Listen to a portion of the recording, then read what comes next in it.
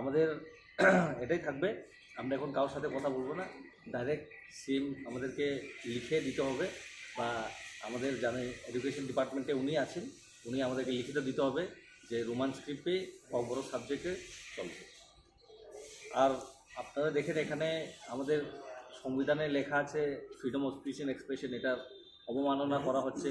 Education system 2020-তে বলা হয়েছিল regional ল্যাঙ্গুয়েজে যার যার রিজনাল স্টেটের ভাষা দিয়ে লেখাপড়া করতে পারে, কিন্তু এখানে তো দুটারই অবমাননা করা হয়েছে। এর জন্যই আমরাও আমাদের, যেহেতু নরেন্দ্র মোদী এই যে স্কিমটা চালু করেছেন, ত্রিপুরাতে কেন চালু হতে পারছে আর কে চালু করতে চাইছেন, আমরা এটার জবাব চাই। আর আমাদের রোমান স্ক্রিপ্টে আমরা লিখতে হবে, আমরা এটার জন্যই থাকবো।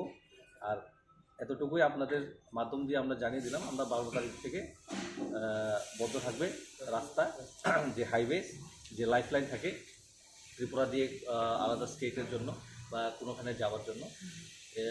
এই আজকে আমাদের তরফ থেকে এতটুকু জানানো হবে, যারা বিয়ে, এখন তো বিয়ের সিজন চলছে, বিয়ের গাড়ি ঘোড়াকে আমরা যেতে দেবো, অ্যাম্বুলেন্স যেতে দেবো, এছাড়া আর কোনো অফিস আদালত স্কুল আমরা কোনো কাকেই যেতে দেবো না। তো আপনারাও আসবেন না প্লিজ, কারণ এখানে অনেক সেফটি ম্যাটার আছে। আর যারা এখন থেকে কিছু জিনিসপত্র কিনে রাখবেন, কারণ রাস্তা বন্ধ হয়ে গেলে হয়তোবা আগামী দিনে ত্রিপুরা রাজ্যে জিনিসপত্র, পেট্রোল, খাবার দাবার জিনিসের শর্টেজ করতে পারে। আজকের থেকে আপনাদেরকে জানিয়ে দিলাম, এর জন্য আমরা 2 দিন টাইম দিয়েছি। 2 দিনের মধ্যে আপনারা যা যা ব্যবস্থা করার আছে আপনারা করে দেবেন। ধন্যবাদ। এর আগে প্রেস মিট করে আপনি বলেছিলেন যে আপনাদের সাথে কথাবার্তা হয়েছে এবং রোমান স্ক্রিপ্ট লিখতে হবে। কে কথাবার্তা বলেছিলেন আপনার সাথে? আমাদেরকে যে এখন সভাপতি আছেন, যে উনি চৌধুরী টিবিএসসি, উনি বলেছিলেন, আপনারাও দেখেছেন বিভিন্ন সংবাদ মাধ্যমে উনি বলেছিলেন, আমাদের কাছে এখনও ওই ভিডিওগুলো রয়েছে।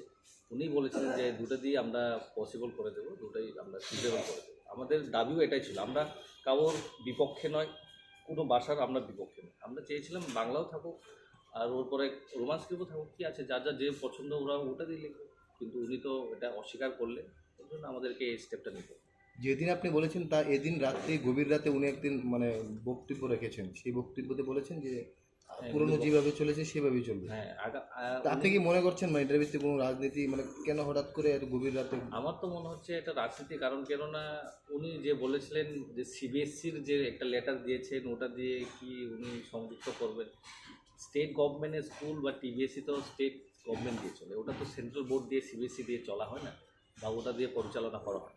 ওই জন্য এটা হয়তো বা অনেকের যে বিভ্রান্ত সৃষ্টি করার জন্য, আমাদের যে যারা ছেলেমেয়েরা আছেন, যারা পড়াশোনা করছেন, ওদের পড়াশোনাতে চাপ সৃষ্টি করার জন্য এসব করা হয়। আপনাদের যে কর্মসূচিটা নেওয়া হয়েছে 12